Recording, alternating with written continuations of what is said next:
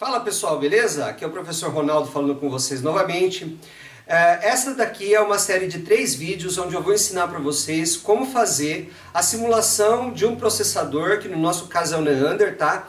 Descrito em VHDL, utilizando o software Model Sim da Altera, tá? Então, a entidade top level que nós usamos para implementação, tá? Ela é diferente da entidade top level que nós utilizamos para a simulação. Então, se você quer aprender como fazer uma boa simulação no Model Sim da Altera, tá? Acompanhe esse vídeo até o final que você vai aprender aí as instruções básicas do Neander sendo simuladas aí no Model Sim, tá?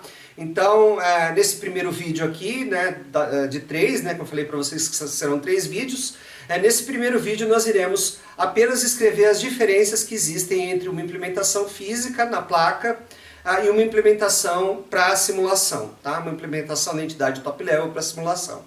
Já no segundo vídeo nós vamos começar a simulação em si, tá? Então no segundo vídeo nós vamos simular aí as instruções NOP, LDA, tá?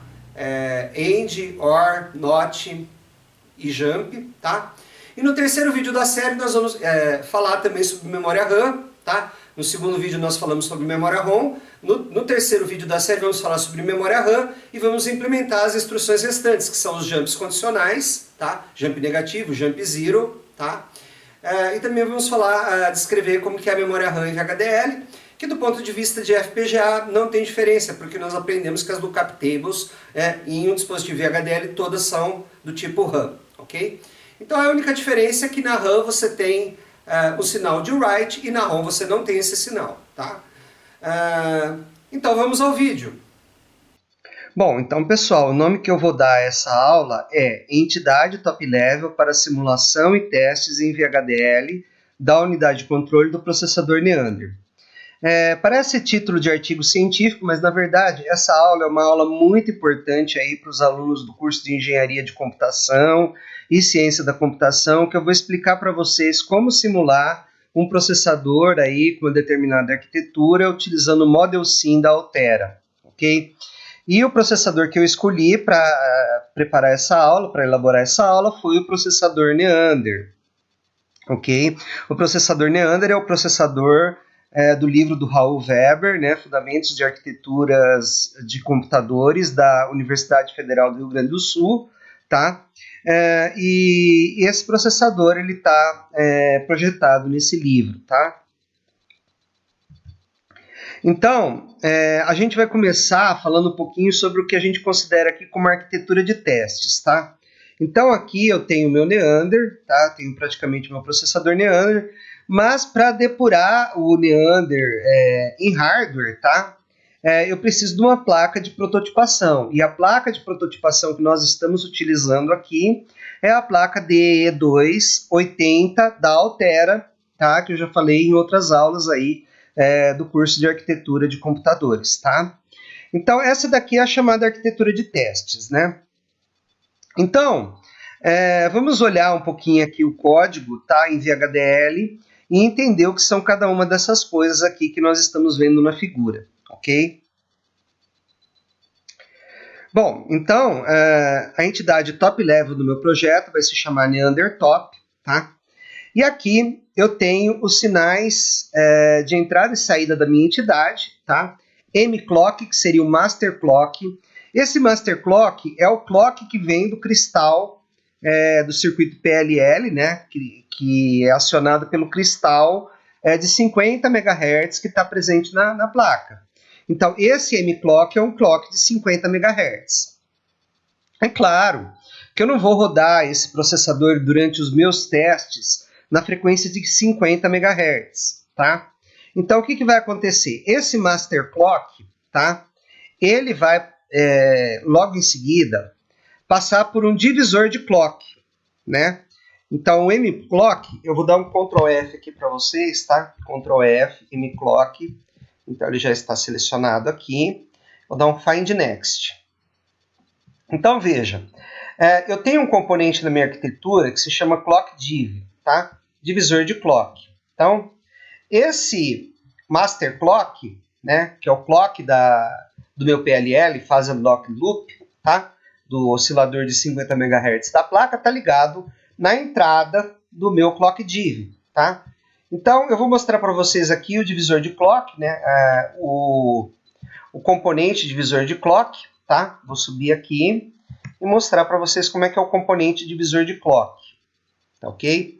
Então olha aqui, ó, o componente divisor de clock, ele tem um clock, que é a entrada, que é do tipo in, standard logic, tá? Ele tem o clear, né? O clear, evidentemente, ele tem que ficar em 0, né? Porque se ele ficar em 1, significa que eu não vou fazer nada, tá? A gente pode até ver aqui, ó, na entidade ClockDiv, tá? Que o clear, né? Se o clear tiver em 1, a minha saída vai ser tudo 0, tá? Então o clear, ele tem que ficar em 0. Então, se o clear ficar em 0, eu vou fazer o else, tá? O que faz o else? O else é o seguinte, a cada evento de clock, eu incremento o meu Q, tá? Então, o meu Q, ele é um sinal com 24 posições, tá? Então, 24 dividido por 4 dá 4, 8, 12, 16, 20, 24. Esse X aqui é porque está em hexadecimal. Então, cada nível aqui é um bit em hexadecimal, tá? Então, o meu contador é incrementado aqui, né? Então, tem um contador aqui assíncrono, tá? Então, eu falo aqui para vocês, tá? Na aula 7, se eu não me engano, tá? Que aqui nós temos um contador assíncrono, tá? E a cada passo, a cada flip-flop, né? Eu divido o meu clock por 2, né?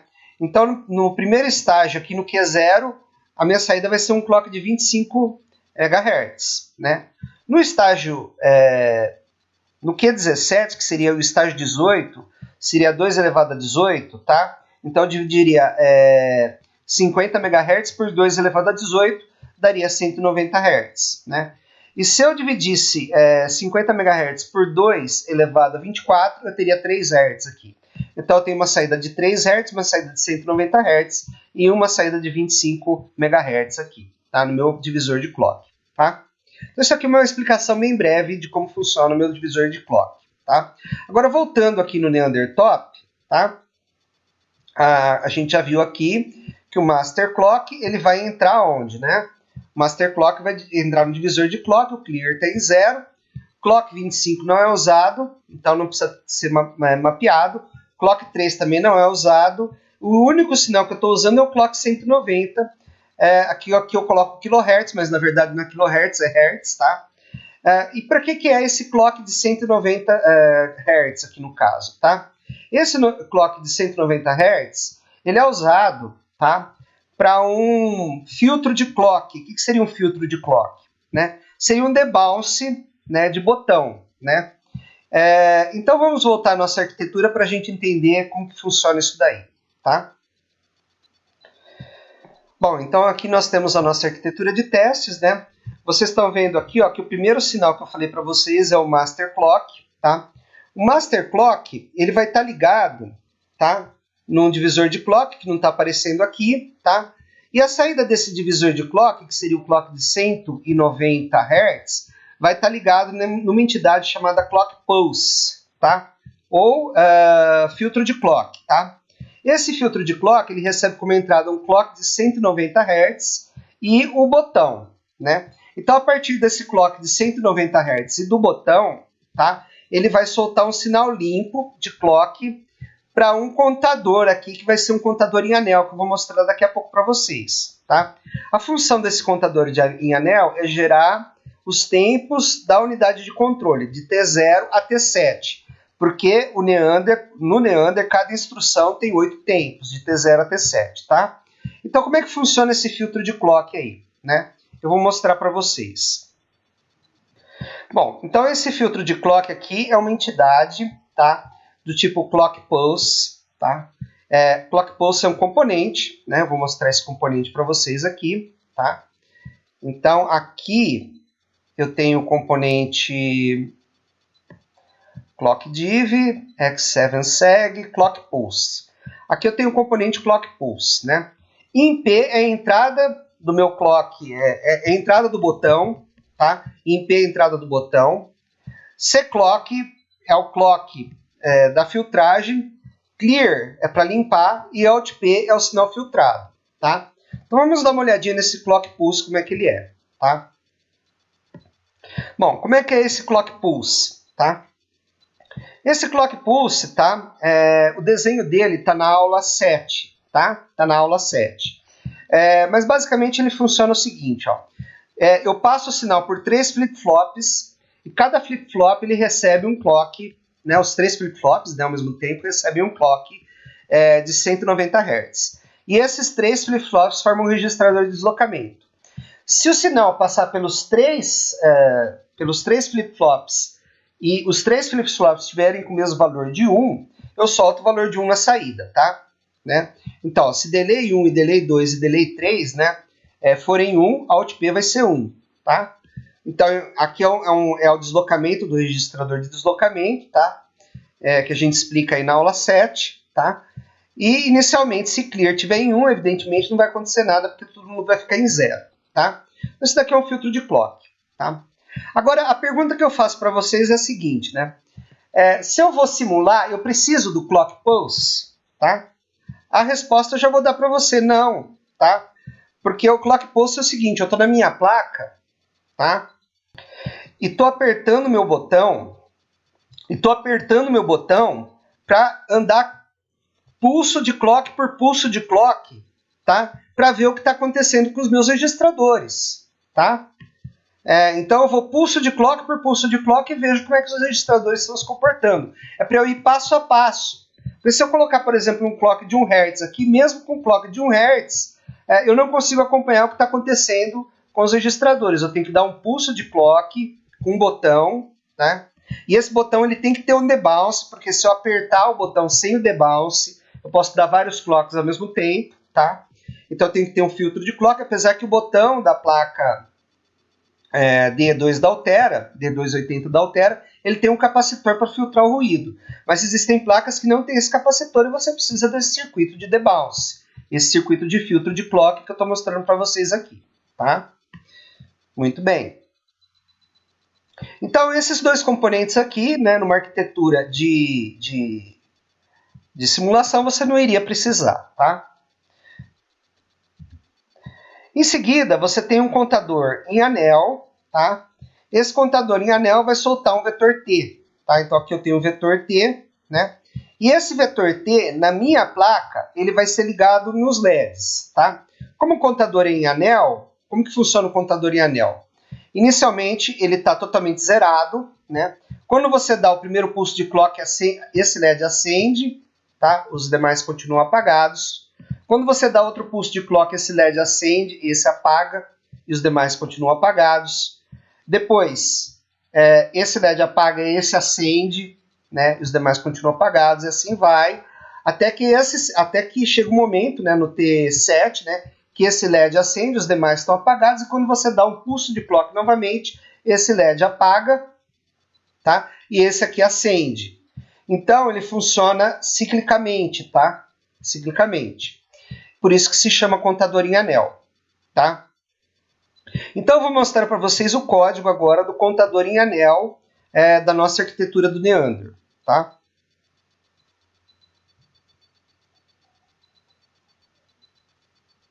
Bom, então o contador em anel, tá? Que é o ring counter, tá? A gente pode olhar aqui, que é um componente da nossa arquitetura. Eu vou achá-lo aqui para vocês, ó. Ring 8, tá? Ring 8 é um contador em anel de 8 bits, tá? Ele tem um clock, ele tem um clear e ele tem a saída, que são 8 bits, 7 até 0, tá? Vamos dar uma olhada nesse ring 8, tá? Esse ring 8 o timer é do tipo ring 8, tá? E como é que funciona isso daí, né? Ele funciona como uma máquina de estados, tá? A gente falou do ring 8 aí na aula sobre contadores, ok? Então, basicamente é o seguinte, se o clear for 1, todo mundo é 0, tá? E o estado é o estado 1. Aí o que eu faço? Se eu tenho um evento de clock, o clock é 1, né? E o estado for 00, eu solto 0001, né? E o estado passa a ser 1. Aí, esse processo continua. Quando eu tenho um novo clock, o estado é 1. Aí eu solto na saída 000000, 0 aqui, tá? E o estado passa a ser 2 em binário. No próximo clock, o estado é 2 em binário, então eu solto na saída 0, 0, 0, 0, 0, 1, 0, 0, né? E assim por diante, tá? Até que, quando eu tiver o último valor aqui, né? O estado volta a ser 0, né?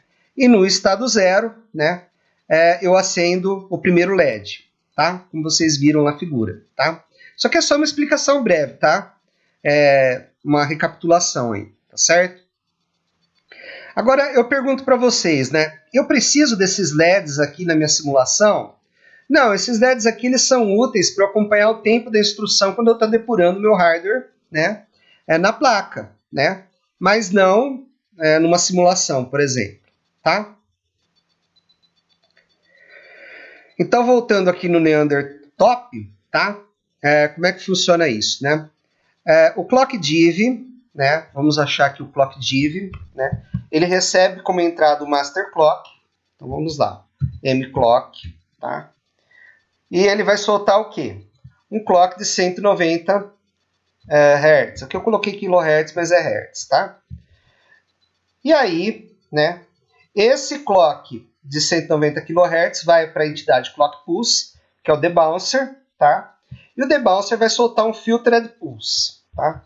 Onde que esse Filtered Pulse vai ser ligado? Esse Filtered Pulse vai ser ligado no clock do Ring 8, tá? Só que o contador em anel, tá? Para simulação ele não é um bom negócio, tá? Então na arquitetura de simulação eu vou fazer uma modificação aqui, tá? Que vai facilitar você fazer essa simulação, tá bom? E aí a saída do Ring 8 é o T, tá? Então tanto aqui na minha implementação para a placa DE280, quanto na minha implementação para simulação, a saída vai se chamar T, tá bom? Só que o que eu vou exibir na simulação não vai ser T, tá? Porque se for T, você vai ter o seguinte, você vai ter 0, 1, 0, 2, 0, 4, 0, 8, aí 1, 0, 2, 0, 4, 0 e 8, 0. Então esses valores não são intuitivos, é melhor você ter 0, 1, 2, 3, 4, 5, 6, 7. Porque aí você sabe exatamente qual é o tempo da instrução que você está olhando, tá? Ah, professor, e se eu precisar de mais tempos para o meu projeto do processador que o senhor pediu? Aí você aumenta a quantidade de estados aí do seu contador, tá? Ou usa o GoToT0 se você precisar, tá bom? Bom, vamos continuar então, né? Então vocês entenderam aqui, né? Que a entrada para a minha CPU aqui é o pulso de clock filtrado, tá? Muito bem. Então, como eu falei para vocês, né, a saída dos tempos é mapeada para os LEDs, tá? Mas para a gente, fazendo simulação, isso não é interessante. É interessante você ver isso na placa quando você estiver testando na placa, tá? Bom, a próxima coisa que eu quero falar para vocês é do meu visualizador, que ele é interessante também quando você está testando na placa. O meu visualizador, a entrada dele, tá, são as chaves. As chaves da minha placa mesmo, né, as switches da minha placa, a DE2, tá? São 3 switches que eu uso aqui para visualizar o valor de um dos meus registradores aqui, tá? Que podem ser PC, RAM, a saída da memória, RDM, tá? O RI, a saída da unidade de controle, enfim, né? O que você quiser ver aí, você seleciona aqui e o que você quer ver vai aparecer aqui em display de 7 segmentos, tá? Então vou mostrar agora para vocês no código VHDL onde que está esse visualizer. Bom, aqui no código VHDL, tá? O visualizer, ele está aqui, ó. O visualizer, ele é um MUX 8G, tá? Então ele é um multiplexador com 8 entradas de 8 bits e uma saída de 8 bits, tá? Então, ó, quando a seleção, tá, vai consistir de 3 bits, tá? Tem 3 bits de seleção. Esses 3 bits de seleção são as switches da minha placa. E as switches da minha placa, tá? Elas são quem? Quem são as switches da minha placa? São exatamente aqui, né? A switch, você tem depois do mClock, né? Que é o cristal, né, que está na própria placa, a switch que também está na própria placa. E esse button da placa, como eu já falei para vocês, né, o button é para dar o pulso de clock, para eu acompanhar as instruções clock por clock, e o LED é para eu acompanhar os tempos, tá? Então são 8 LEDs aí, cada LED para um tempo, porque são 8 tempos, tá? E os displays de 7 segmentos, eu só uso esses dois aqui, ó, tá? A2G0, A2G1, tá? Então, na aula sobre display de 7 segmentos, eu falei como eles são mapeados, aí mostrei para vocês na placa, tá? Agora, o A2G2 e o A2G3, eles não estão mapeados, quer dizer, eles estão mapeados na placa, mas eles estão exibindo sempre 0, tá? Se você olhar o final aqui do código, tá? A2G2, A2G3, eles estão todos com 1. Para quê? Para apagar os displays que não estão sendo utilizados. Ok, pessoal? Bom, muito bem, né? E veja bem, ó, o LED, né, os LEDs, eles estão mapeados para T, né? Como eu falei para você, T está mapeado para os LEDs aqui. Na placa, tá, gente? Na placa. Então vamos dar uma olhadinha aqui como que chamam esses componentes, tá? Para a gente poder acompanhar o código aqui com mais clareza. Então veja o seguinte, ó. Aqui eu coloquei o nome dos sinais que estão sendo ligados ao visualizer, tá? Aqui a gente já sabe que são switches, né? E aqui o nome dos sinais que estão no meu código que estão ligados ao visualizer, tá? A saída do visualizer se chama Y, tá? E esse Y aqui, ele é um vetor. Ele é quebrado de Y3 até Y0, que vai para esse display aqui de 7 segmentos, e de Y4 de Y7 até Y4, tá? Que vai ligado nesse decodificador para display aqui, tá? Então, né, vamos dar uma olhadinha agora no código, então, para ver exatamente como isso daí está mapeado. Bom, então vamos lá, ó. O visualizer, né, tem aqui, ó. É lógico que a ordem aqui não é exatamente a ordem na figura que eu mostrei, mas vocês entenderam a ideia, né? Então aqui eu tenho, ó, RAIN output e 0 em hexadecimal aqui, esse é o operador de concatenação, bem lembrado, tá? Aqui é o RDM output, RI, né? RI, falando em inglês aí, né? RI output, PC output, tá? Todos esses elementos aqui, tá, pessoal? Todas essas coisas aqui são sinais, tá? Então vamos dar uma olhadinha, ó. RDM output. O que é RDM output? Tá? Você vê que ele aparece em vários lugares conectados aí. Ele é um sinal, tá? Então, ó, os barramentos, eles são sinais, tá? E esses sinais, eles são vetores de bits, tá? Ok? Sinais são vetores de bits. Muito bem? Então vocês já sabem o que é, né, cada um desses sinais aí que estão ligados aí no meu visualizador. Bom, então aqui meu visualizador está com sinais aqui, né? Então esses sinais você já sabe que eles estão conectados aqui na saída da memória, estão conectados na saída do RAIN. Ah, mas eles estão conectados também na entrada da memória. Não importa, né? Um sinal pode estar conectado em vários lugares, gente, tá? Não é porque ele está conectado aqui no visualizador que ele só pode estar conectado aqui.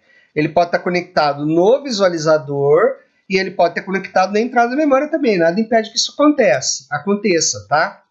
Então não é porque o sinal está ligado num lugar que ele não pode estar ligado em outro, tá? Bem entendido isso. Uma outra coisa agora que eu preciso chamar a atenção para você. Aqui a gente tem o Y, né? E aqui nós temos dois componentes, tá? Esses dois componentes, aqui eu vou falar o nome deles para vocês, ó. Esse primeiro, tá? Não sei se a ordem é exatamente essa, mas esse primeiro aqui chama de Zero X7seg, né? É do tipo X7seg, tá? E ele vai receber como entrada um sinal YD7 D4, ou seja, os bits D7 até D4 da saída Y. E esse daqui vai receber YD3 até D0, ou seja, os bits D3 até D0 da saída Y aqui, tá? E a saída aqui vão ser 7 bits aqui, tá? Esses 7 bits vão comandar os 7 segmentos do display, tá? Como eu disse, o A2G2 e o A2G3, eles estão todos com valor 1 aqui, porque eles são anodo comum e eles são apagados, porque eu não quero que eles acendam, tá? Então agora vamos olhar no código como que isso daí é feito, tá? Bom, então olha só. D0 X7, né, é do tipo X7seg, tá? Que é um componente que a gente já estudou aí, né? Se eu não me engano, na aula sobre displays, né? Ele tá, o X, a entrada dele está conectada em Y, D3 e D0, tá? E a saída A2G está conectada em A2G0, tá? O D1 X7seg, tá? Também é do mesmo tipo, X7seg, tá? A entrada dele, tá? Tá conectada em Y, D7 to D4, tá? E a saída A2G está conectada em A2G1, aqui ó, A2G1, tá? E esses caras aqui, como é que eles são compostos, né? Como é que eu pego esses sinais aqui? A resposta está aqui embaixo, tá? Esses sinais aqui, eles são a concatenação. Você vai pegar, ó, você quer criar um sinal de Y3 de YD3 até YD0. O que você vai fazer? Você vai pegar o sinal Y, concatenar o bit 3 com o bit 2, com o bit 1, com o bit 0. Você vai formar um sinal de 4 bits, isso daqui é um vetor de 4 bits, tá? Então, fazendo isso daqui, você consegue obter esse sinal aqui, do vetor Y. Você consegue pegar os bits que você quer do vetor Y. Se você quisesse fazer Y3 down to 0, também você pode fazer desse jeito, tá? Nada impede que você faça de outro jeito aí, tá? Desde que siga a sintaxe da linguagem, tá? Então aqui eu tenho meus sinais aqui para os componentes displays. Então esses sinais aqui, tá? Vamos pegar esse daqui como exemplo. Eles são aí a entrada, né? A entrada para o decodificador aí, né? De 4 bits para 7 segmentos para exibir o que eu quero em hexadecimal aí, tá? Muito bem. Bem, então agora a gente vai falar no tocante à simulação. O que eu preciso para a simulação? Será que eu preciso de tudo isso, tá? Para fazer uma simulação no Model Sim da Altera, né? Bom, vamos analisar. Inicialmente, tá? Inicialmente você tem que pensar o seguinte, ó, você precisa de um debouncer de clock? Não, né, pessoal? Porque o clock vai ser gerado pelo próprio simulador. Você não precisa de um debouncer de clock, tá? Não precisa de algo que filtre seu clock, tá? Então a primeira coisa que você não vai precisar é do botão de clock, para você ficar apertando na sua placa, porque você não tem uma placa, e do filtro de clock, né? Porque o clock vai ser gerado pelo simulador, tá? Então essas duas coisas você já pode eliminar da sua arquitetura, tá? Então o clock pode vir direto para o contador. Agora, veja o seguinte, né? É interessante eu usar um contador em anel? Não, né? Porque, veja bem, se você for, né, mapear essa saída aqui do contador em anel para a sua entidade top level, tá? Para você poder visualizá-la, como essa saída aqui tem 8 bits, você iria visualizá-la em hexadecimal. Então, o que ia acontecer? Quando for T0, né? Se você pensar nos LEDs, né, quando você tinha os LEDs na placa, o LED mais à direita é o LED que está aceso. Então o T0 corresponderia a 0, 1 em hexadecimal, né? O T1 corresponderia a 0,2 em hexadecimal. O T2 corresponderia a 0,4 em hexadecimal. O T3 corresponderia a 0,8 em hexadecimal, né? Aí você teve T0, T1, T2, T3. Aí, a partir do T4, você vai ter o T4 vai ser 1, 0 em hexadecimal. O T5 vai ser 2, 0 em hexadecimal. O T6 vai ser 4, 0 em hexadecimal, né? E o T7 vai ser 8, 0 em hexadecimal, certo? Então, não é conveniente para você olhar, né, para você depurar a sua entidade por simulação usando esses valores hexadecimais, tá certo? É muito melhor você pegar a saída do contador, que é uma saída que conta de 0 até 7, né? Então você tem os tempos de T0 até 7 e os tempos de T0 até 7 vão aparecer como números de 0 a 7, ok? Então o que você vai fazer? Você vai pegar a saída do contador aqui e jogar para fora da sua entidade, tá? A sua entidade não precisa de LED, não precisa de display de 7 segmentos, não precisa desse cara aqui, tá? Então a primeira coisa que você já elimina aqui, tá? É o contador em anel. Você faz um contador normal ligado a um decodificador, que é o que a gente vai fazer, tá? Então veja que você não precisa do LED para mostrar os tempos, tá? Você já elimina aí o LED, tá? O que mais? Você não precisa dos displays de 7 segmentos para inspecionar os valores dos registradores, tá? Você pode criar uma entidade em que os registradores, os valores dos registradores vão ser enviados para a saída dessa entidade diretamente, tá? Por quê? Porque na simulação você não vai querer exibir os seus dados como dados para displays de 7 segmentos, não faz sentido nenhum. Então você pode eliminar os displays de 7 segmentos, pode eliminar as chaves, porque na sua simulação você não vai selecionar ninguém, você vai olhar todos os registradores na saída da sua entidade top level, tá? E também esse decodificador grandão aqui você pode sumir com ele, tá? Então o que vai acontecer, né? Você uma pergunta, né, uma coisa que você poderia pensar eu preciso dos sinais de controle?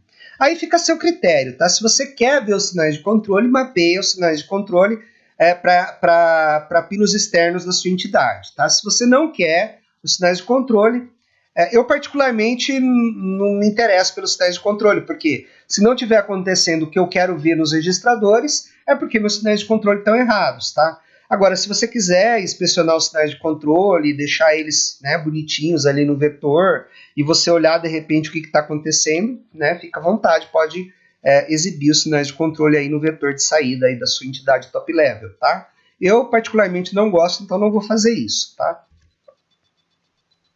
E aí os demais registradores você vai fazer o quê? Você vai jogar para a saída da sua entidade top level, tá?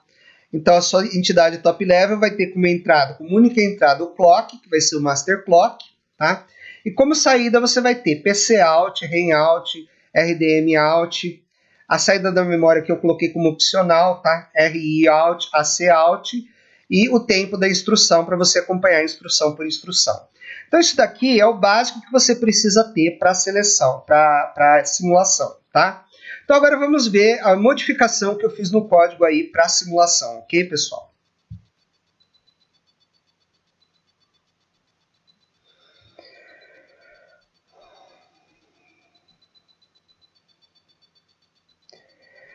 Então aqui, ó, eu vou a entidade que eu estava mostrando para vocês é aquela que eu mandei para vocês zipada, tá? Essa daqui.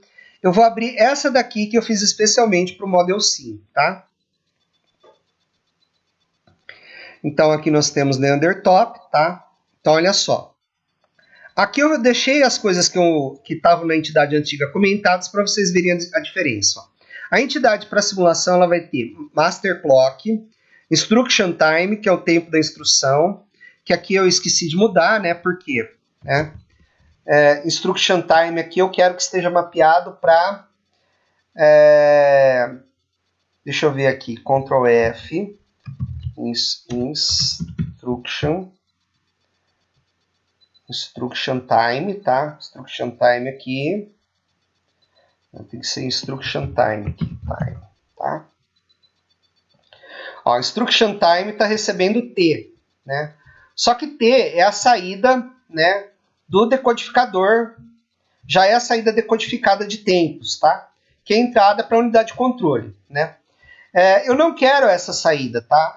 Não é interessante para mim, tá? Então, o que eu vou fazer? Eu tenho um sinal aqui, tá? Como eu disse para vocês, o que eu mudei, né? Vamos à primeira modificação mais pronunciada lá, tá? Eu falei para vocês que na entidade que a gente usa para simulação na placa DE2, o timer é um contador em anel de 8 bits, tá? Aqui o timer vai ser um count 3, tá? Um contador síncrono de 3 bits que vai contar de 000 até 111. Ou seja, vai contar de 0 até 7, tá? Por quê? Porque são 8 tempos, né? 8 tempos. Então, o sinal de saída desse contador é timer decoder input, tá? Timer decoder input, tá? Então, a minha entrada do meu decodificador 3 para 8, né? Porque eu vou usar um decodificador 3 para 8 para decodificar os tempos, vai ser timer decoder input e a saída eu vou ligar em T, tá? Agora, veja bem, ó, T, ele tá ligado onde aqui, ó? T tá ligado no instruction timer, tá? O que eu vou fazer aqui, ó? Que eu não fiz, né? Não fiz, esqueci de fazer isso. Eu vou pegar esse sinal aqui. Esse sinal aqui, pessoal, eu declarei, é um sinal novo, tá? Eu declarei ele aqui, ó. Timer decoder input, tá? Então, eu vou dar um Ctrl C aqui, tá? Ctrl C. Vou vir aqui no finalzinho, tá?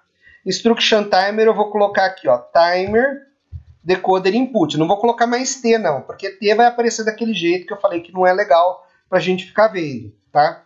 Então, timer decoder input, e olha só, uma coisa, você não pode esquecer, tá, de mudar aqui na top level entity, tá, o instruction timer, porque agora ele não é mais um vetor de 8 bits, né, ele vai ter quantos bits aqui? 2, né, 0, 1, 2, né, são 3 bits, tá, 3 bits o quê? 3 bits do contador, tá. Eu vou salvar aqui e compilar de novo, só para... O problema é que quando você compila, ele para de mostrar o código para você. Ah, não, mas dá para ver o código aqui ainda, tá? Então, enquanto ele está compilando aqui, tá, pessoal? Eu vou mostrando o código aqui para vocês, tá?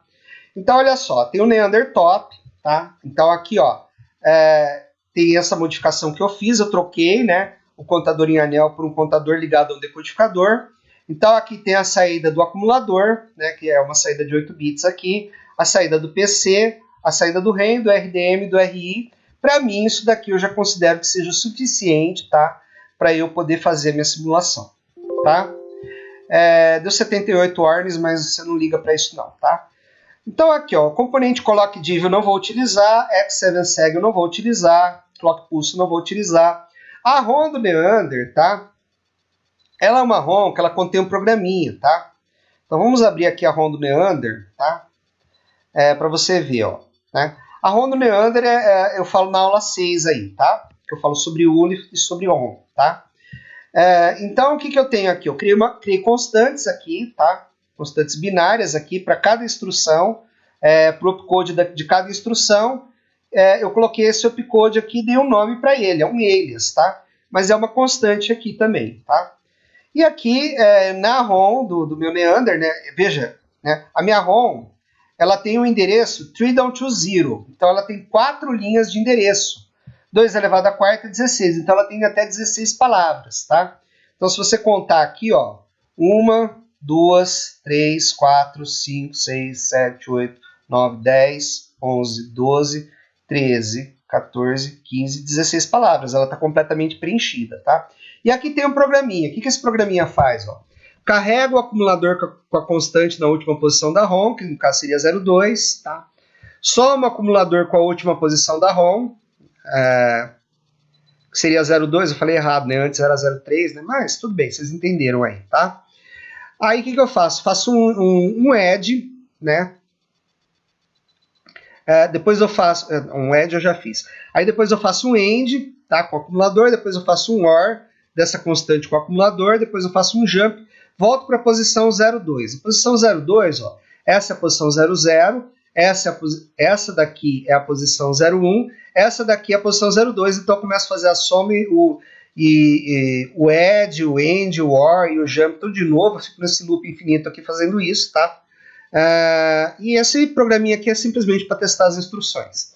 Quando a gente começar a testar as instruções na simulação, tá? A primeira instrução que tem que funcionar obrigatoriamente é a instrução NOP, tá?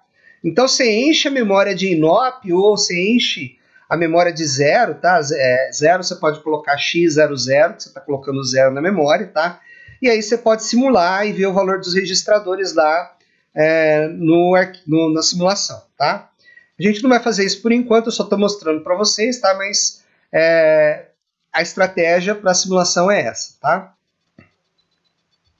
Então aqui você tem a Neander ROM, que a gente já falou, reg. Reg é um registrador, tá? Um registrador comum, tá? Então você tem o reg aqui, ó, né? Vamos dar uma olhadinha no reg, na entidade reg. Ela é uma genérica de 4, mas você pode fazer um generic map para 8, tá? quando você for instanciar o componente, né? Então, vocês podem ver aqui no Neander, né, que, por exemplo, quando eu instancio o RI, por exemplo, né, vamos pegar um componente RI aqui, tá? Você faz um generic map, né? Por exemplo, o REN aqui, eu faço um generic map para 8, tá? Ele tem lá seu valor default, mas você pode instanciar, tá? O que tem que acontecer? O clear ele tem que estar em 0, né? Porque se o clear tiver em 1, tá todo mundo em 0, tá? E o load ele tem que estar em 1 para você poder, quando você dá o clock, que receber D, tá? Então esse daqui é um registrador comum. Tem o registrador PC, tá? O registrador PC também o clear tem que estar em 0, tá? E aí depende do INC, né? Se o INC tiver em 1, você vai incrementar, tá? Se o INC tiver em 0, você vai carregar, tá? Então, basicamente, esse é o funcionamento do registrador PC que vocês já conhecem aí, tá? Vamos voltar aqui para Neandertop, tá? Então, você tem aqui, né, os componentes, né? Vamos dar uma revisada aqui nos componentes que a gente já falou. Então, ClockDiv nós não usamos, X7Seg nós não usamos, tá? A ROM a gente usa, mas vocês podem modificá-la, tá? O reg é o registrador que eu mostrei o código para vocês agora há pouco, PC eu mostrei o código. A Control Unit, tá? Ela é uma entidade, tá? Combinacional, tá?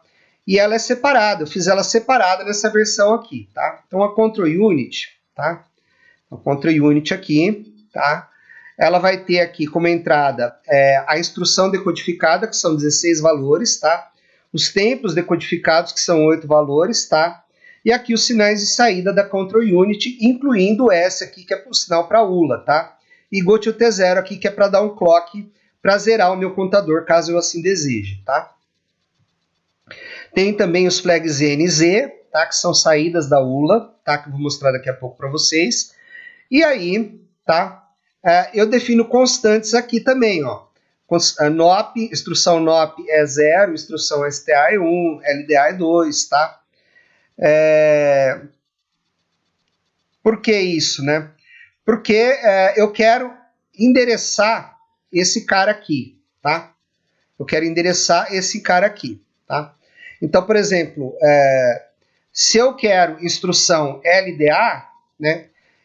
Ao invés de eu colocar instr2, tá? INSTR2, tá? Que para mim não faria muito sentido, eu coloco o quê?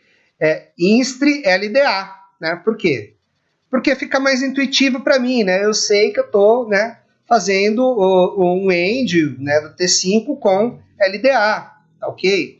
A mesma coisa para as outras instruções, tá? Isso daqui, pessoal, é um exemplo, eu parei nesse ponto aqui, tá? Mas vou continuar a simulação e os testes, mas vou começar do zero com vocês, para vocês verem como isso é feito, tá? Mas isso daqui é só um exemplo de como é a unidade de controle, tá? Voltando aqui, né? A gente tem a unidade de controle, a gente tem o multiplexador, que a gente já estudou, decodificador 4 para 16, tá? O multiplexador 8, tá? De 8 bits para 1 bit, é aquele multiplexadorzão que eu falei para vocês que a gente usa na placa, que ele está comentado, tá? O contador em anel de 8 bits também está comentado, porque a gente não usa ele. Eu substituí o contador em anel, como eu disse para vocês, por um contador de 3 bits e um decodificador de 3 bits para 8 bits aqui, tá? E a ULA, finalmente, né? A gente não falou da ULA ainda, mas vamos falar da ULA aqui, tá? Então a ULA, ela é um case UM, tá? Case UM. Então aqui é a seleção da ULA, esses bits aqui são a seleção da ULA. O temp, ele é uma variável, lembre-se que dentro do processo você não pode usar sinal, você tem que usar variável, tá? Então aqui é a variável que vai guardar o resultado da operação, por isso que é 2 pontos, por isso que não é o operador concorrente, né, que é esse daqui. Esse aqui é o operador concorrente, esse aqui é o operador de atribuição, por quê? Porque temp é uma variável, tá? Então você vai fazer isso daí. Aqui a gente já tem um comparador, tá? Dentro da ULA a gente já tem um comparador. E F vai receber temp, F é o resultado de saída da ULA, tá? E N, tá? vai receber o bit mais significativo do resultado. E aqui, se temp, né, se for 0, né, se o resultado, né, da operação for 0, o z recebe 1, se não o z recebe 0, a ULA é muito simples, tá? Aqui, então, a gente tem a ULA, tá? A gente tem aqui os sinais agora de conexão, aí, né? Os sinais de conexão da arquitetura. Então, todos esses sinais aqui, ó, por exemplo, o sinal de conexão de PC com a ULA, de PC com essa entrada do MUX, né? Ou seja, da entrada de PC com a entrada Y da ULA, esse sinal aqui com o MUX, esse sinal aqui com a saída do RDM, tá? Por exemplo, esse sinal aqui de ligação da saída da ULA com a entrada do acumulador, também é um sinal, tá? Então, todos os sinais eles são descritos depois dos componentes, tá? Então, você vê aqui que a gente tem a declaração dos componentes, tá? E depois a gente tem a declaração aqui de todos os sinais, aqui são muitos sinais, tá? E aqui é o começo da descrição, né? Onde você vai fazer os ports e maps, ligar os sinais aos componentes, tá? E se tiver algum sinal que você quiser fazer uma amostragem um pouco mais minuciosa, tá? Como é o caso, né? Veja que aqui o visualizer eu comentei, tá?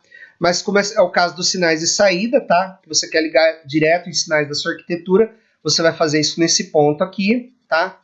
E aqui foi a modificação que eu fiz para adequar esse código à simulação. Ok, pessoal? Então agora a gente vai começar a simulação aí, tá? Eu vou ensinar para vocês passo a passo como vocês vão fazer no trabalho de vocês aí para fazer essa simulação com sucesso.